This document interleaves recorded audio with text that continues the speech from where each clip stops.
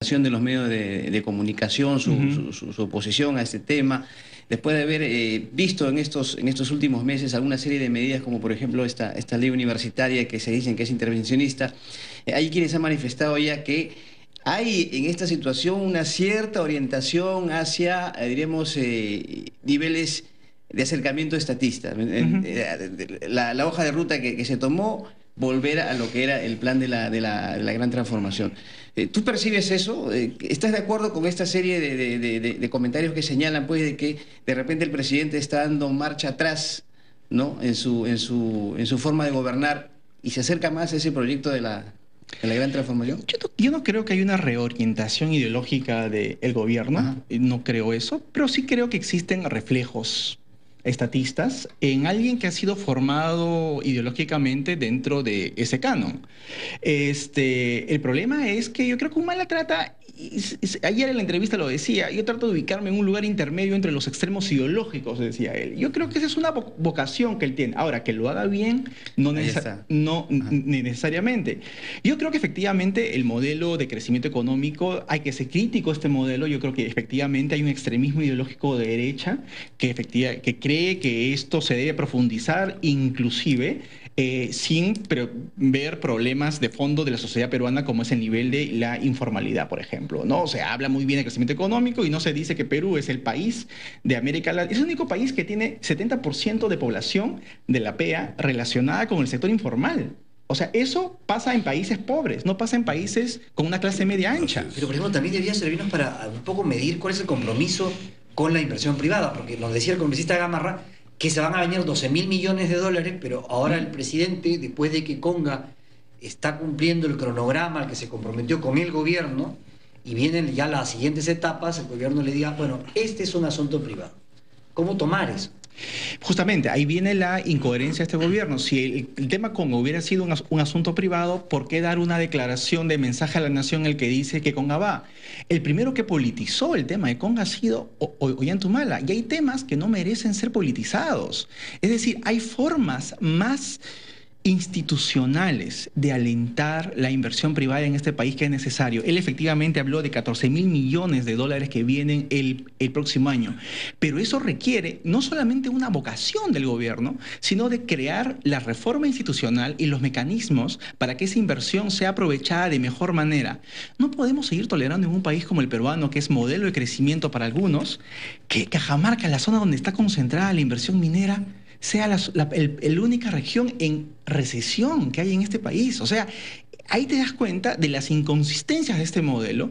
Por eso yo digo, hay que mantener, yo sí creo que hay que mantener este modelo, pero hay que ser también conscientes de las deficiencias, de dónde están esos nudos que no terminan de cerrar bien, ¿no? Bueno, independientemente del tema del modelo y su permanencia, lo que está claro es que el país requiere ponerse de acuerdo en algunas cosas. Es decir, mi pregunta es, con lo que ha dicho el presidente anoche, ¿se quiebra, se rompe, desaparece el embalse de problemas que tenemos y que no están siendo atacados, en primer lugar? Y en segundo lugar, ¿aumenta o decrece el clima de confrontación que hasta el momento, en el 2013, hemos vivido enormemente y con tensión, y que eso se ha reflejado en la economía?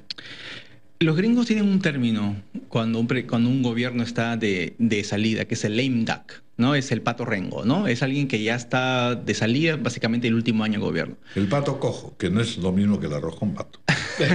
Ya fuera así. Yo creo que este gobierno es un lame duck adelantado, ¿no? Al haber perdido oxígeno político en los primeros meses, llegamos a la mitad, estamos en la mitad del gobierno.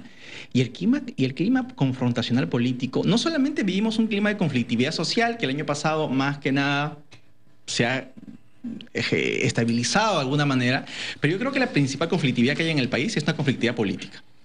El gobierno ha tratado de basar su apoyo político en los antis, ¿no? En el antifujimorismo, en el antiaprismo, pero claro, no es un apoyo político propio, lo que hace que su aprobación disminuya. Pero lo que sí ha generado eso es que se enfrente a los partidos políticos más organizados que hay en el país.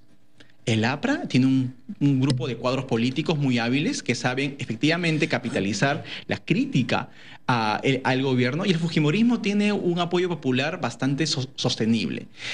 El anuncio de ayer no ha tendido puentes hacia esos sectores políticos.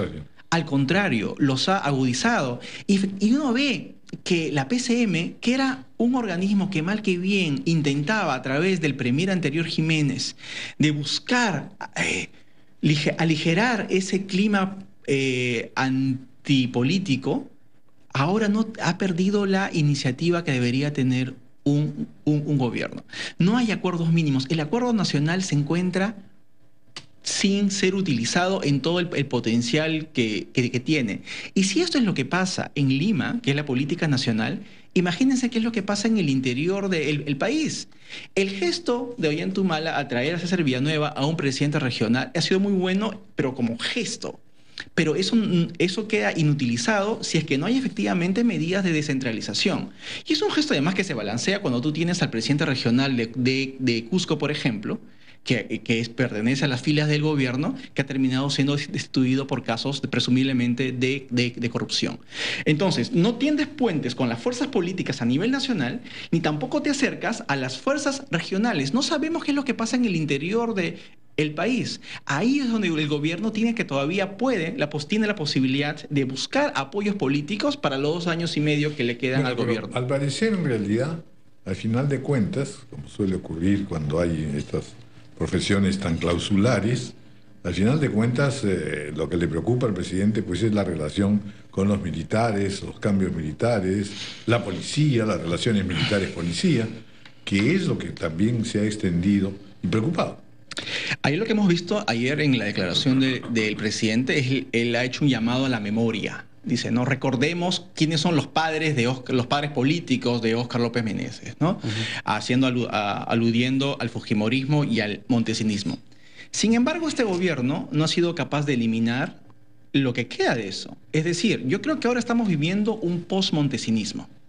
Y ese post-montesinismo es esta suerte de microempresas de seguridad, de espías que no conforman un poder paralelo. Yo ahí sí estoy de acuerdo con el gobierno que no existe un poder paralelo, pero sí existe estas pequeñas camarillas que pululan alrededor de temas de seguridad que son pues que los caseritos de muchas empresas en sector privado, ¿no? Y entonces que genera intereses que no son capaces, que tienen los intereses que están inclusive vulnerando los intereses nacionales, intereses particulares que están vulnerando la seguridad de un país.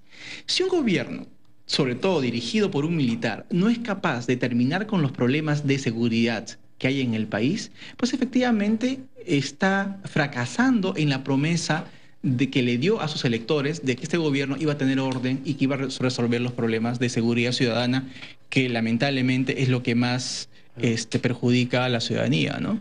Muy bien, muchas gracias Carlos Meléndez por estos alcances, esta conversación. Un feliz año. Feliz año a todos y muchas gracias por la invitación nuevamente. 9:35, vamos a hacer una pausa.